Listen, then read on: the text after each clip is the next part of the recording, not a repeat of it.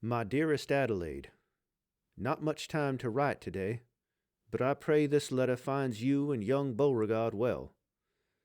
They say we are still at war with the Marazonistas, though you could not prove it by the state of things down here. I must own that were it not for the pains of our long separation, I would find Loxahatchee a most desirable place to set down roots.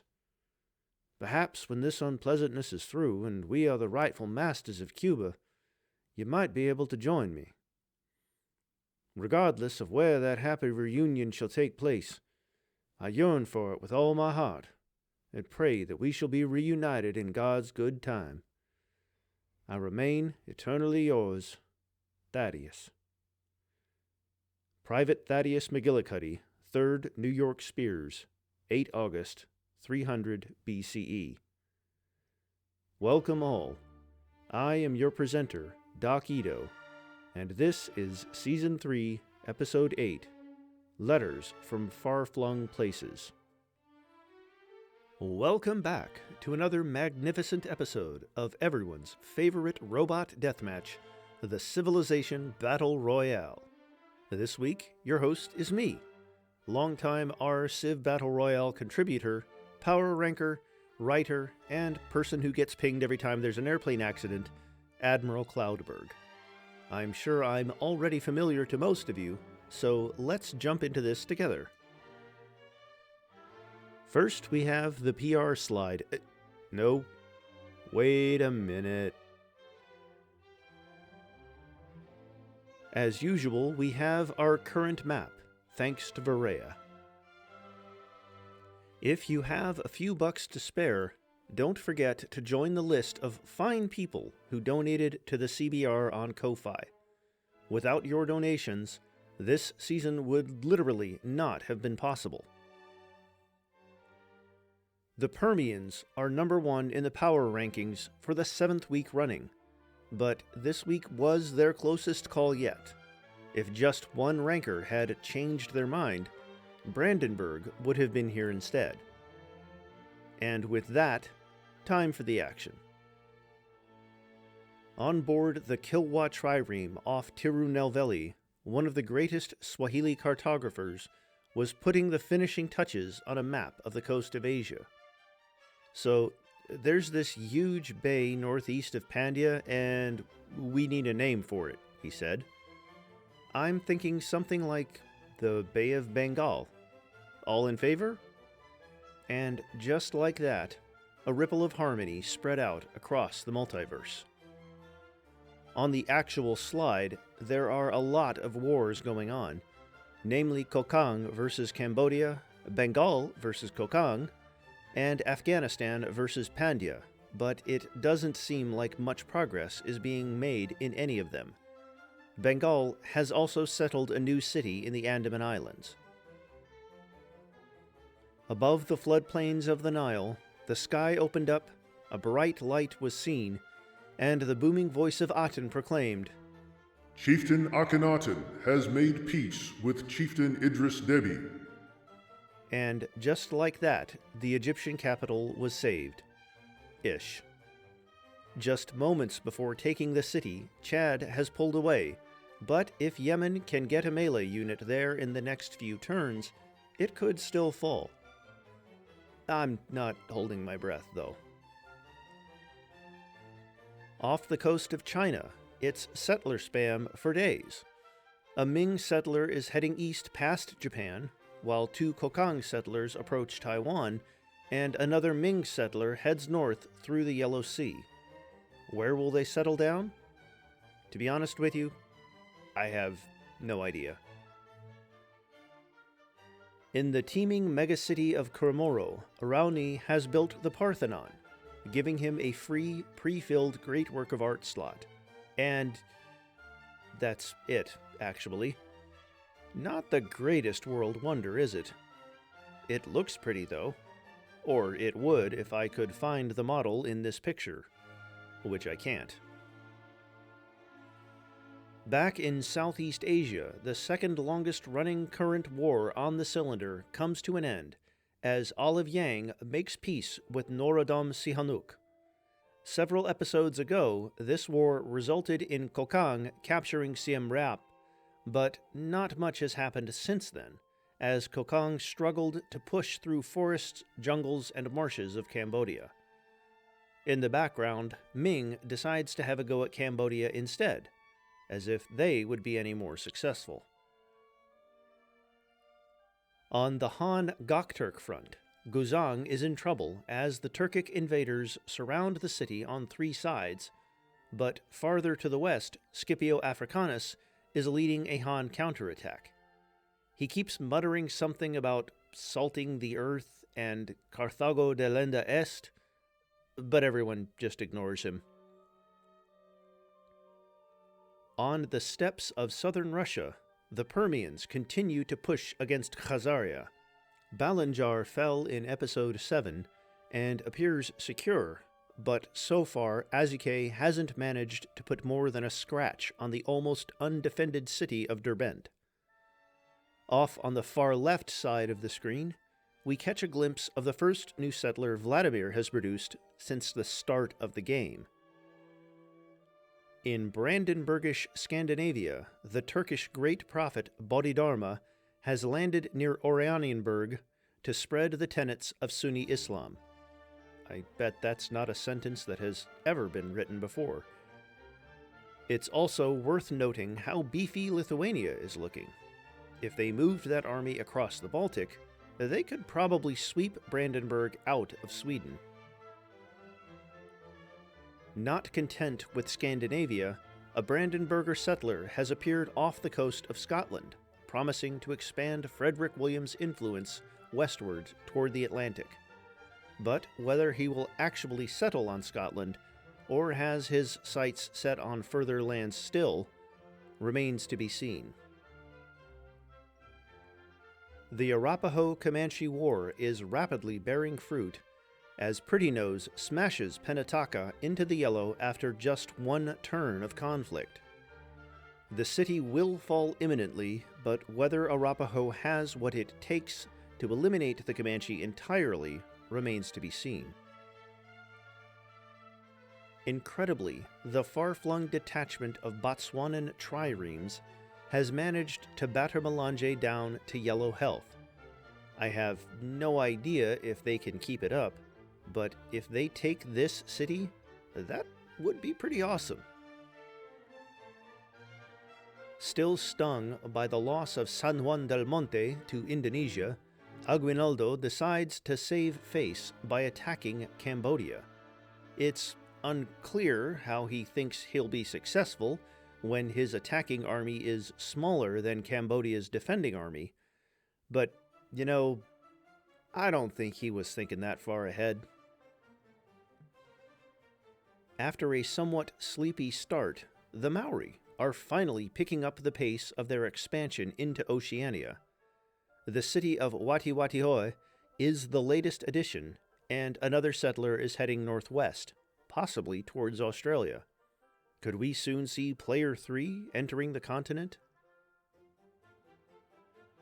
This pair of settlers from Europe was spotted in the Sahara last episode, and it seems they're still there, heading to some unknown destination. Are they searching for an oasis and some mining resources? If so, there are plenty to go around. Otherwise, though, they might be out of luck. After all the talk about how hard it would be for North Korea to capture Tajihi Sarugake, Kim Il-sung proves that North Korea is, in fact, the greatest country in the world, or at least the greatest negotiator.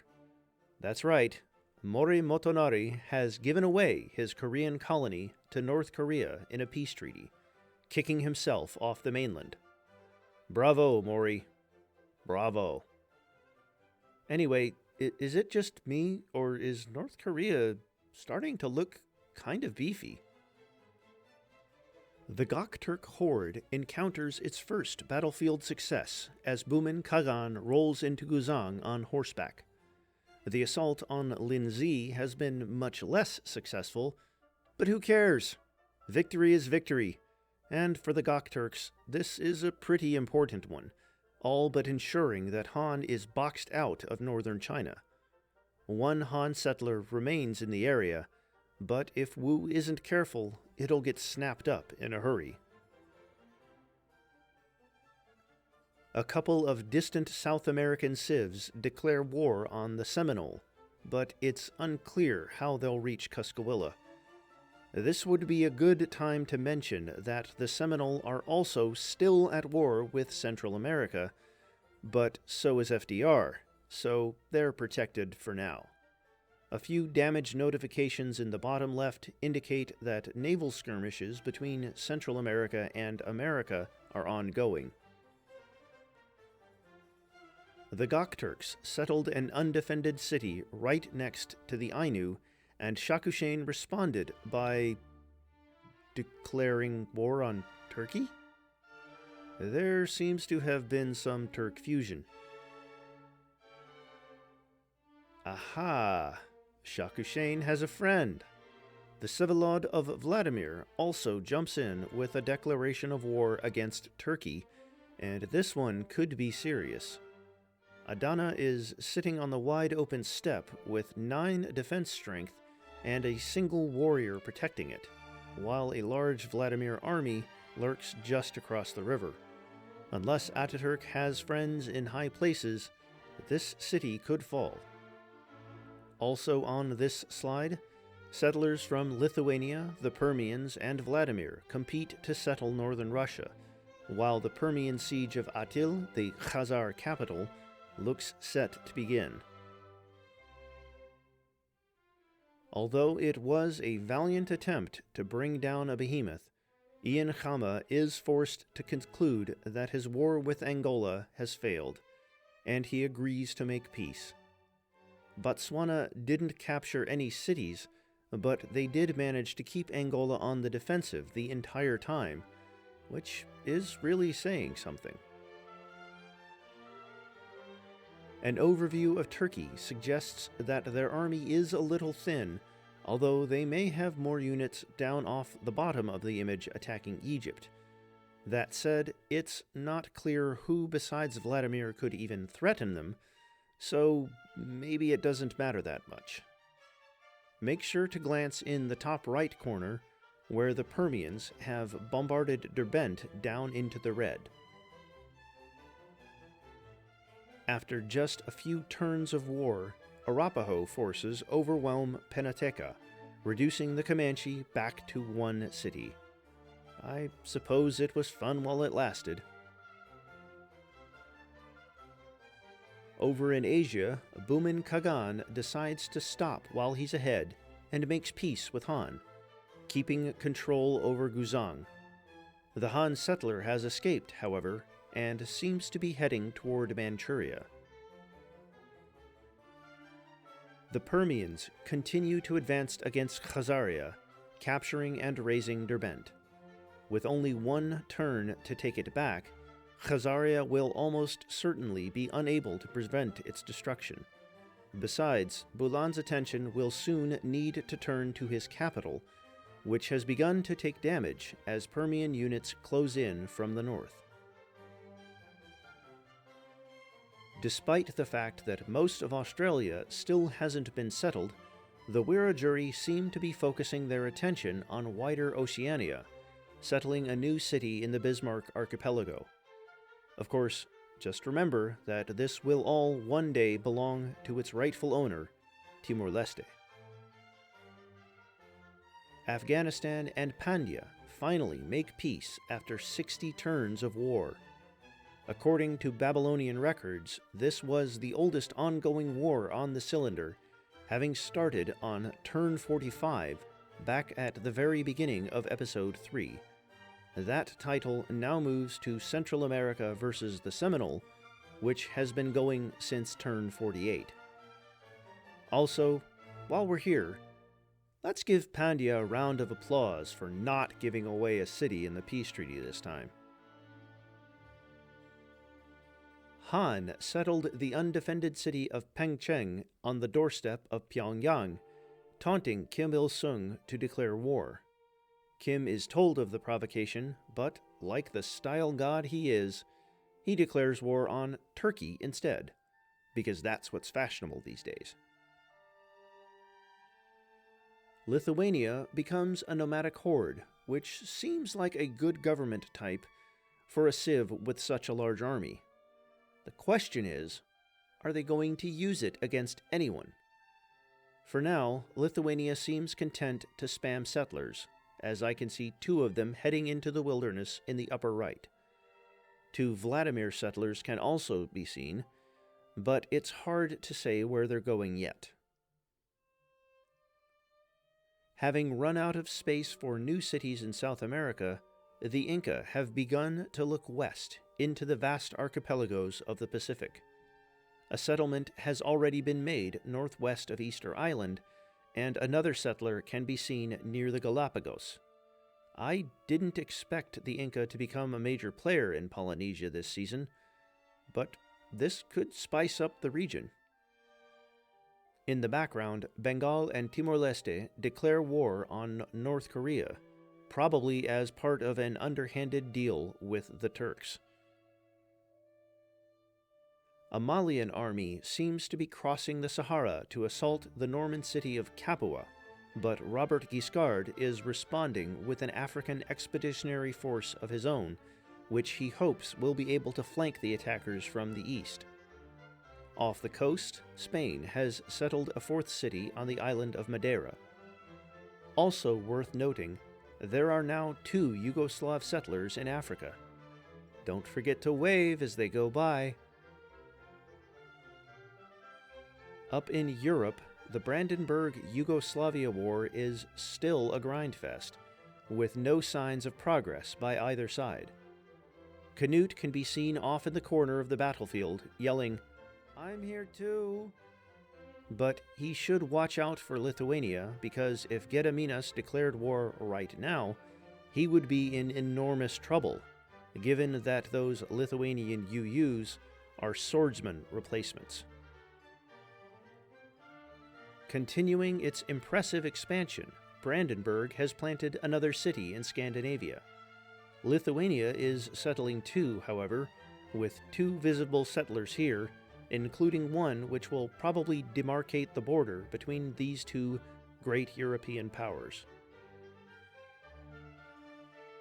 An overview of the Tuva-Permian border suggests that neither side is really interested in the other, as units are almost totally absent. Worth noting that Izur still being on 1 pop despite having plenty of salt tiles to work is not doing anything to help the Permians' low stats. The Gokturks settle Taraz in the snowy wastes. Good luck ever growing that city, since the only source of food in range is a single flat tundra tile. Another settler is also heading east, hoping to link Kengutarman with the rest of the empire before the Ainu get any funny ideas. After many turns of brutal attrition warfare, Tuva has finally put a lick of damage on Karakolja, but Kocho seems to have plenty of archers left in defensive positions, so I would say they're probably not going anywhere anytime soon. At this point, the walls of Karakolja are probably constructed mainly from the bodies of dead Tuvans.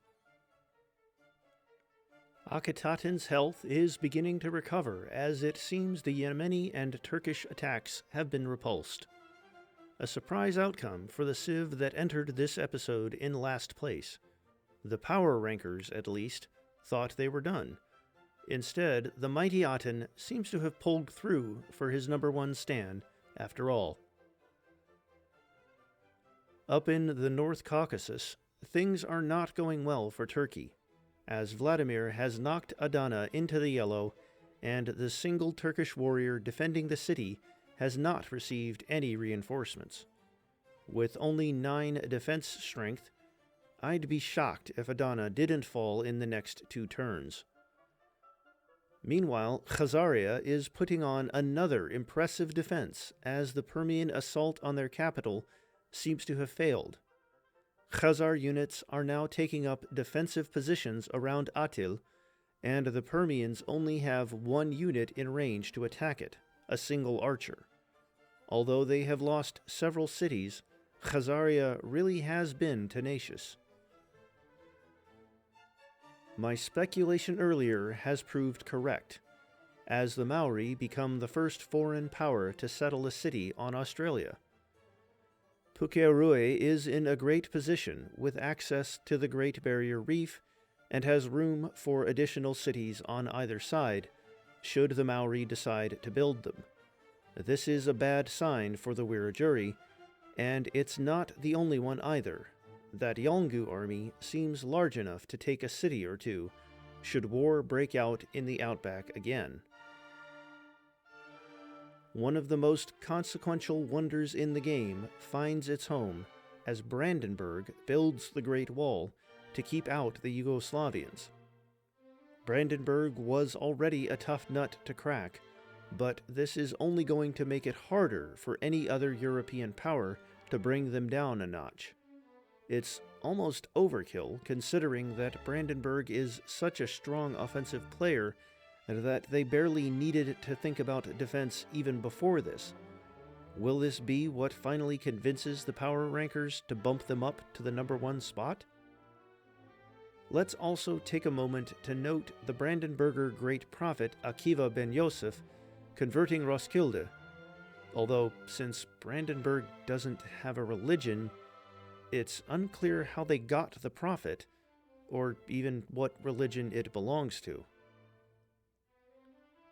Maori Great Admiral Peter Easton has been surrounded by Kwakwakawaku triremes off the coast of Japan. What they are doing here, nobody knows, but Easton is nervous.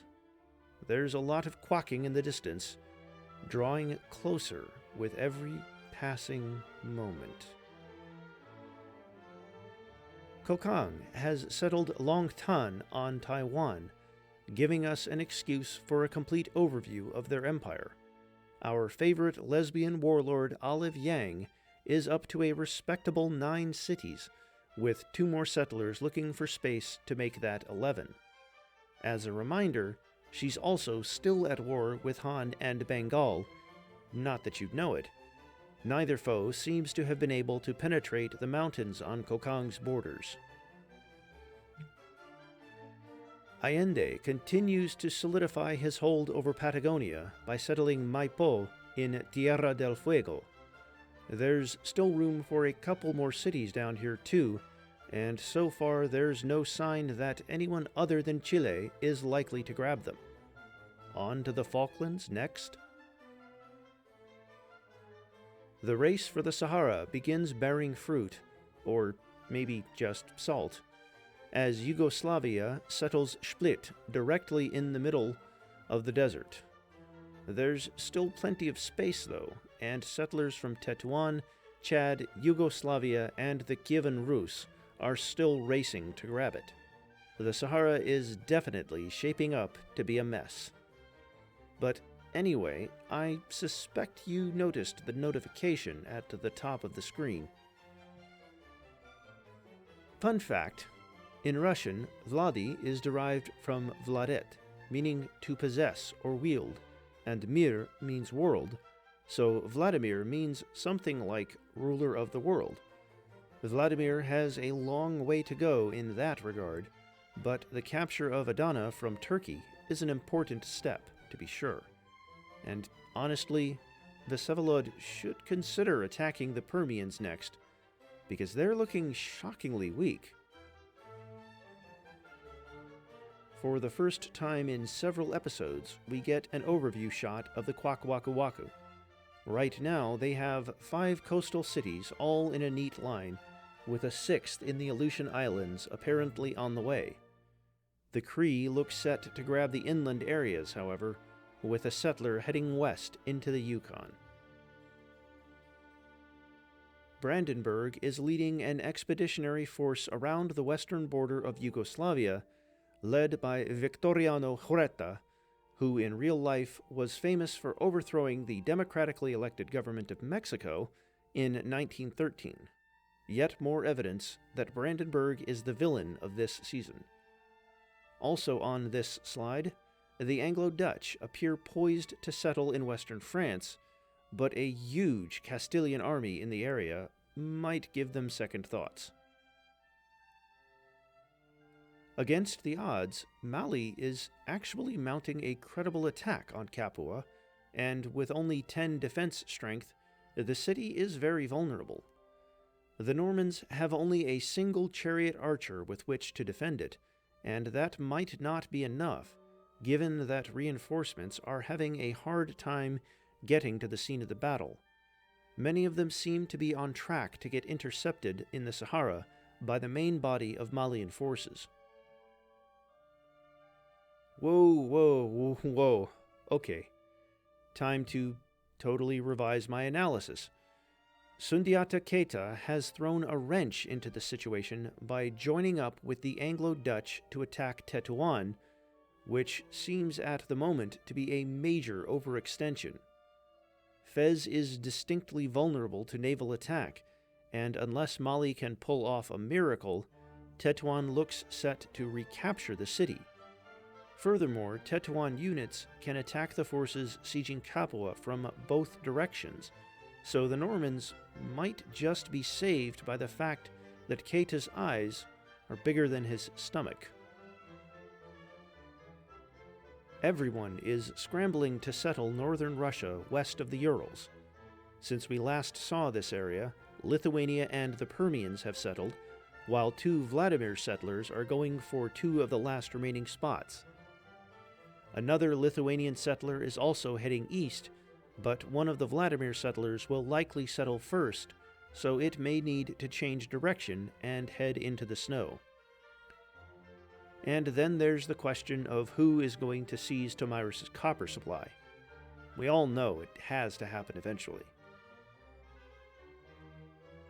In a fascinating turn of events, the Kwakwaku triremes that were previously sitting around Admiral Peter Easton, licking their lips ominously, have moved on to find a new target, namely North Korea.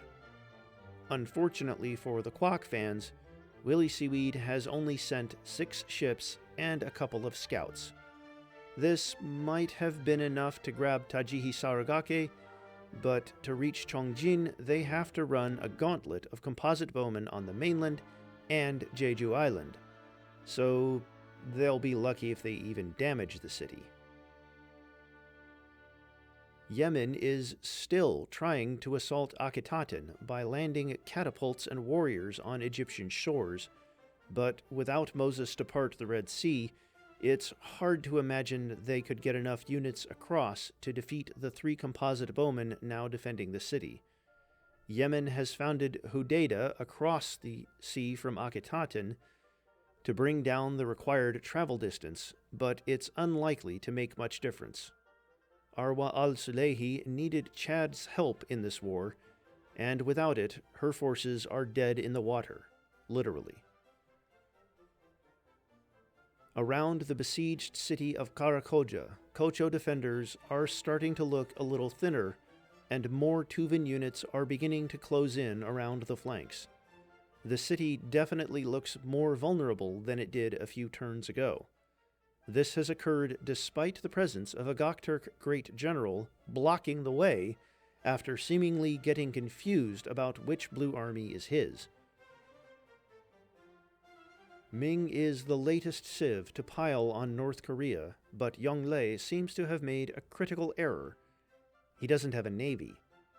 And it's a good thing North Korea doesn't either, because if they did, he'd probably lose his newly settled island city of Guilin. You know who does have a navy here, though? That's right, Timor-Leste. And they're approaching Chongjin to back up the Kwaks. Potatau Te Wero has signed a decree. All of Oceania shall one day be his. And so far, he seems to be backing that up, as he has landed another settler on Australia, and the Wiradjuri don't look like they're in a position to stop it. Their population is pathetic, they barely have an army, and they have no navy at all. I honestly was not expecting them to look this bad. It's been a few turns since we saw the Comanche-Arapaho War, but surprisingly, not much has happened. Pretty Nose has yet to construct a credible siege of Quahati, and what she does have is Father Damien, a Roman Catholic priest and saint famous for running a leper colony on the island of Molokai in the 1800s. Do the Arapaho have a leprosy problem? Farther to the west, the Kwakwakuwaku have settled a city on the Aleutian Islands, while a phalanx of outdated units heads down across Japan to join the fight against North Korea. Just want to say though, while Zawadi is a cool city name, nothing is going to beat Wulk. No, it wasn't really that hard to say. An overview shot of Ireland reveals a solid empire, with every city, except Rotterdam, having at least 10 population. Their army and navy look decent too, but they could stand to fill out their islands a bit more, or Brandenburg might do it for them. That said, the Brandenburger settler, which was seen near Scotland earlier this episode, seems to have vanished. An overview of South America reveals 1, no 2, no 3 green and gold sieves. Good lord, what a visual nightmare. Anyway, 2 Kayapo cities are now over 35 pop, and their capital is approaching 40. Those are the populations you expect your cities to have when you're about to win. Compare that to the Inca capital, which has 9 pop. Madness. In this slide, we can also see no less than 3 Inca settlers, even though there are only 2 valid tiles near their borders where a city can even be founded. There's also a Kayapo settler, which shouldn't have any trouble, since their borders have grown so far, they can settle new cities without even leaving already claimed territory. Oh, and I almost forgot, Brazil has used a great general to steal some territory from the Kayapo. Not that Raoni will notice, he's got plenty enough as it is.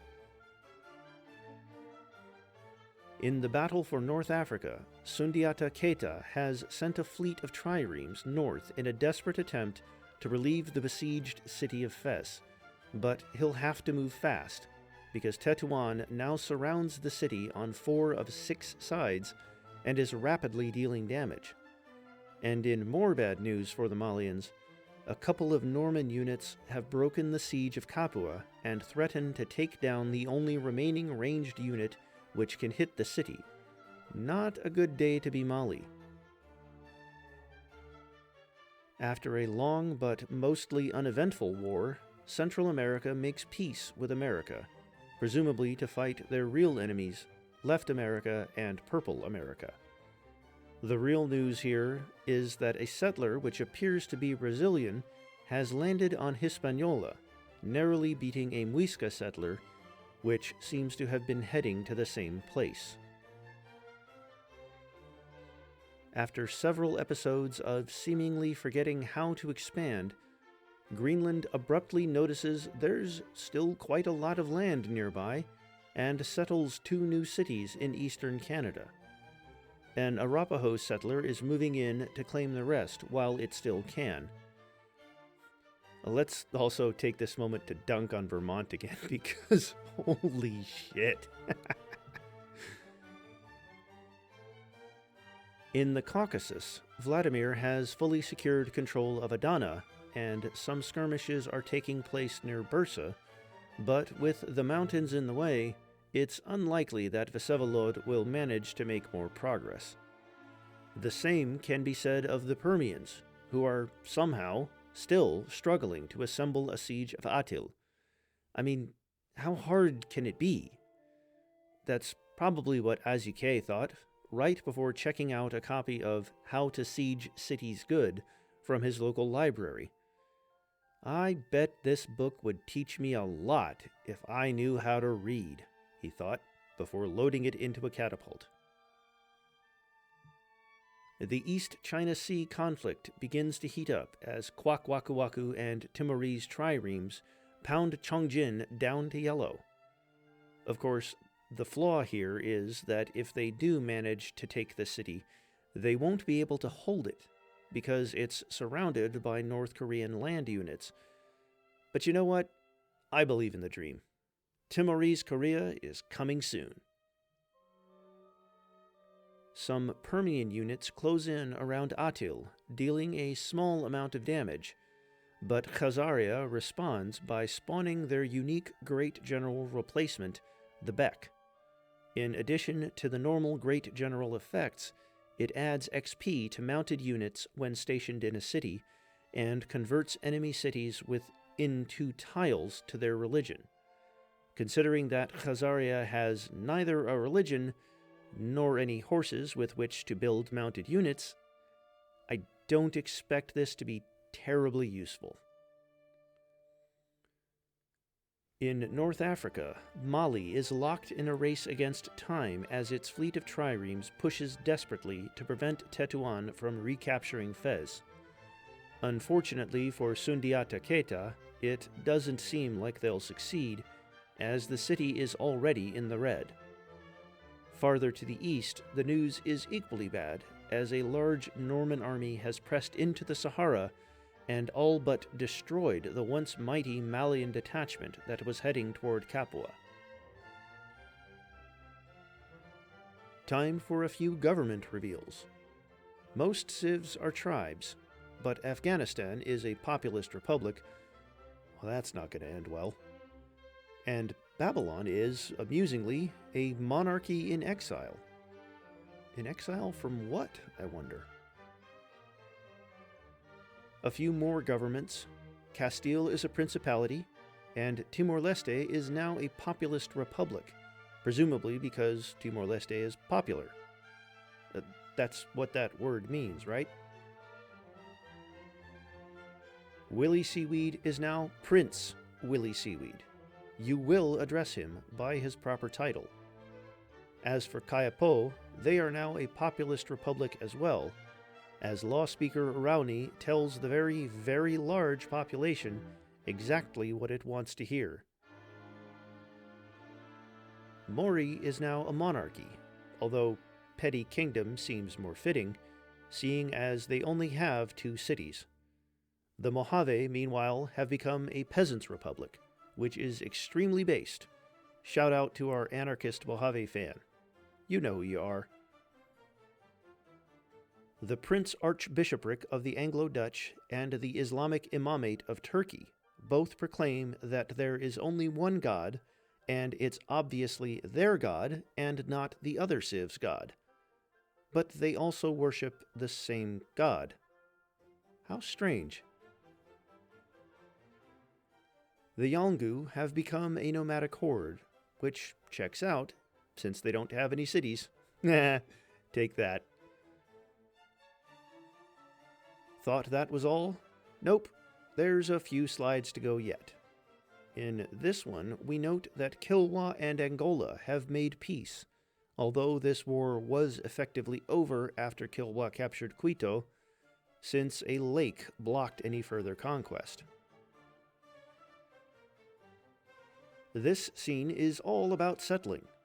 We catch our first glimpse of Masaka, Uganda's 3rd city, finally, as well as a new Chadian city near Egypt. Turkey has also moved a settler into the region, looking to settle on top of the remains of the destroyed city of Assur. The Kievan settler, though, still seems lost.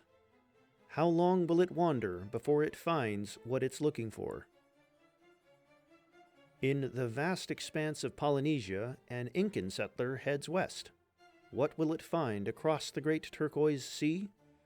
There are rumors of something called the Bowery, but what would be funnier is if it met that Lithuanian scout just west of Watiwatihoa. That guy is a long way from home. Another war breaks out in the Mediterranean as the Normans attack Turkey. Memphis is barely defended, but Turkey only has 3 triremes in the Mediterranean, so it will probably be fine.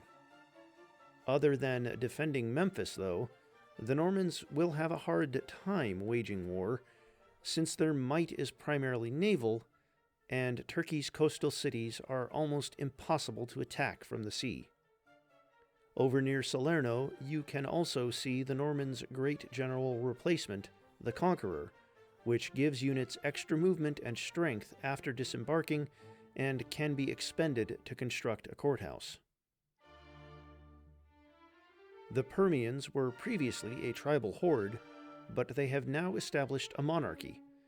Not quite what I would have expected. They seem better suited to the nomadic lifestyle. Let's also note the absolutely brutal citadels which Azike has constructed near Oxus, stealing land from 2 Massagetæ cities at once. Tomyris must be fuming, but there's very little she can do against the longtime #1 power. Almost as soon as the last war ended, Kilwa starts another one by attacking Uganda. However, this seems ill-advised. All of Uganda's cities are behind hills, mountains, and lakes, where Kilwa can't possibly capture them. In contrast, Mbarara is right out in the open, completely undefended, with only 9 defense strength and several Ugandan spearmen nearby. If Kilwa doesn't rush a bunch of units in there quickly, this could end with a surprise Ugandan victory. Although Malian triremes now outnumber Tetuan triremes in the Atlantic, it's too little, too late, as Saida al-Hura triumphantly rides back into Fes. Cheering crowds try to ignore the fact that she was the one who gave it away in the first place. The curtains appear to be closing for the Comanche, as numerous Arapaho and Mojave units bear down on Quahadi from all directions. The city hasn't begun taking damage yet, but the writing is on the wall. With only 3 defensive units remaining, Iron Jacket's days are numbered.